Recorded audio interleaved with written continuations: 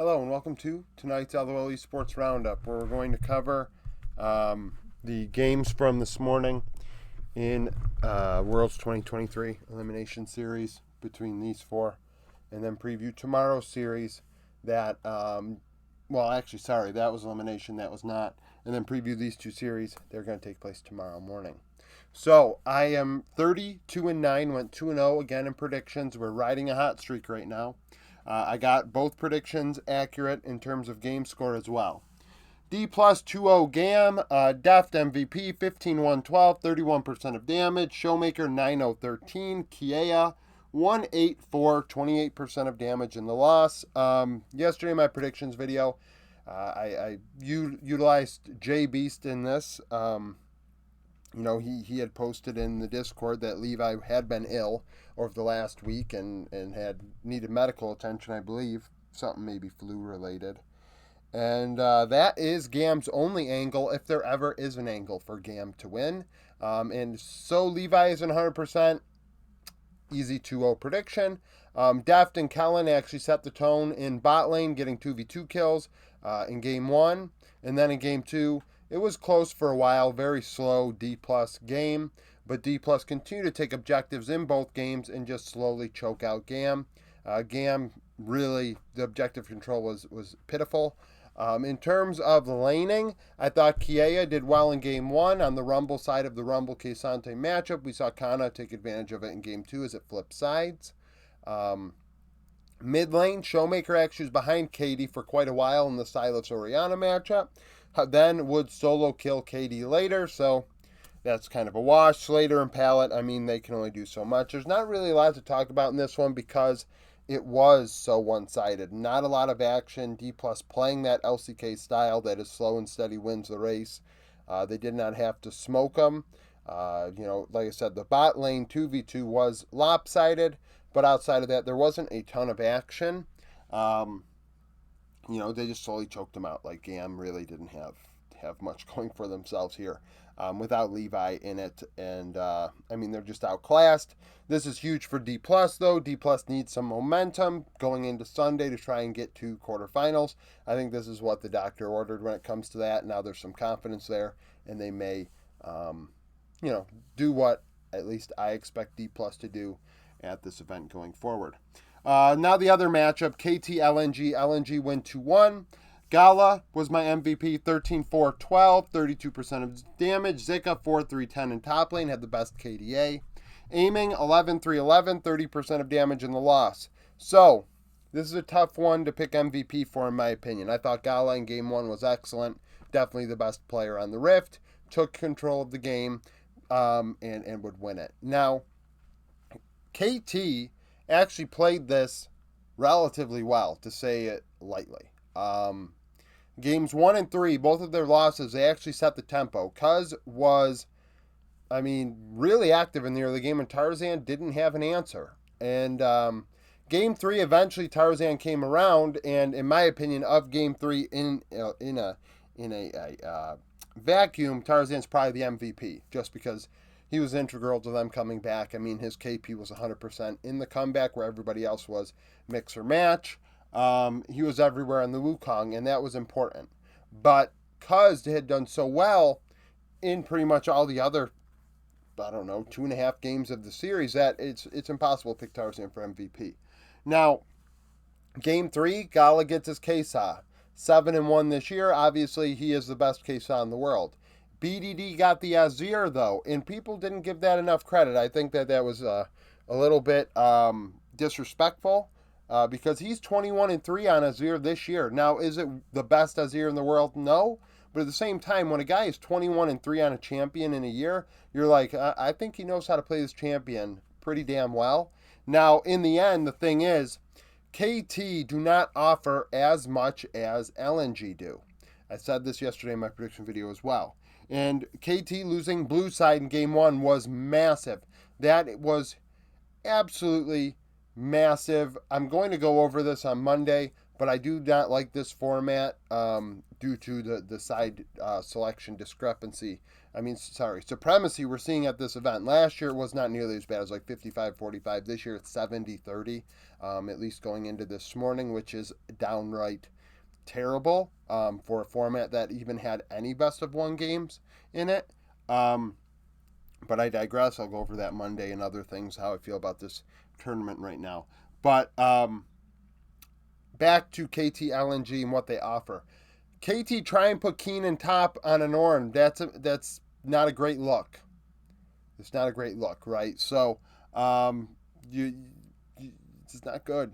It's just not good. Not good. They're not going to win doing that, right? KT very, very straightforward. Mid jungle facilitators, very Weibo. Weibo and KT are very similar, except that KT, in my opinion, are way better than Weibo. And in aggregate, like consistency wise. Now, obviously, they threw in this series. Like I said, they had an early lead in game 1 and game 3 and lost both. But they play well and don't get blown out like Weibo do. But LNG, Tarzan Scout, can carry, can facilitate. Zika can split push, can carry. And the bot lane of Gala and Hung are solid. Are they better than Aiming and Lehens? I don't think so. I thought Lehens did very well on the Nautilus in this series when he did pilot it in game 2 and in game 3 on the Alistar. He didn't too bad, but the Nautilus I thought was a game changer. He's probably MVP for game 2 on that champion. In particular, there was a fight around Baron where he was able to hook Gala, and Aiming's allowed to go in and clear out the team fight on Kesa, and everyone's going to go, oh my god, Aiming. But I thought Lehens was very important to that. Like, getting Gala out of the team fight won the team fight, right? If you're even thinking about it, obviously this is a recap video, so you didn't watch the series, or you're just listening to my opinion on it. But either way, I thought that was important. In the end, though, LNG just better. Game 3, they turn it around. Tarzan finding plays, the team finding a way to win, and Gala coming through on the Kesa. And it's just a matter of that, that's what happened. Now, I still think KT are obviously a world-class team, but there are some limitations. They have to play their style like they did in summer, where it was pristine. They were playing the cleanest League of Legends in the world. That's the only way they have a chance. When you're very one-dimensional like this, you really only have one way to play, and it is your best way. There are other teams at this tournament, like I said, Weibo being another, T1 being one, that are very one-dimensional. BLG are one-dimensional, but not in the same way. But that's another talk for another time. Sneak peek for tomorrow, G2 NRG. So, 1 seed from Europe and North America. They've never played, but their players have crossed paths. So, LCS Summer 2019 was the last time the top laners played. Broken Blade on TSM went 0-3-3 on a Rumble. Dokla on Optic Gaming. Yes, the green wall. I'm so excited to be able to even mention the green wall in a video. 502 on an Aatrox. He would win the laning phase big time in that one. 840 gold up, 21 CS, 1052 XP, and Optic would win that one. So last time they played, Dokla actually got the better of BB. LCS Summer 2022 playoffs. We saw Hansama and FBI cross paths. Hansama would go 15, 12, and 31 with Team Liquid. FBI 11, 13, and 44 on 100 Thieves. 100 Thieves would win that one in 5 games, 3-2. I did not include laning stats or damage stats for that matter, because this last year, for some reason, the LCS wanted to play a ton of Seraphine, Senna bot lane, and that just makes the stats a pain in the ass to go through. So, that was how they fared last time. Then we have the supports, Mickey and Ignar. They played in LEC Summer 2019. Mickey would go 1-6-1 on a Poppy in the loss. Ignar 4-1 and 14 on a Alistar. He was playing with Schalke. Mickey with G2. So that was the last time these players have faced off this series. I'm leaning one way. Let's just put it that way. T1 BLG, obviously the one people are caring about most. Last time they played MSI 2023, T1 would lose. BLG coming out ahead 3-1. Elk led the way in damage, going 24-9, 24, 36%. Gumayushi 13, 13, 16, 33% of damage in the loss. This is obviously a marquee matchup. Top laners, we have 2 of the top 5 in the world. Some would consider it 1-2 or 2-3. Zeus obviously falling off a bit in summer, but I think there's a case still to be made that he is in the top 5, depending on your opinion. Jungle, obviously different type of jungler. Shun, very carry oriented when he's at his best. Owner, a little bit of both. Younger, leaving a little bit more to be desired. Faker, Yagao. Faker, obviously better than Yagao, but both facilitators nonetheless. And then in bot lane, Elk and An versus Guma and Keria. I'm not going to hide the fact that I think Keria is excellent. I don't care if he ints his face off.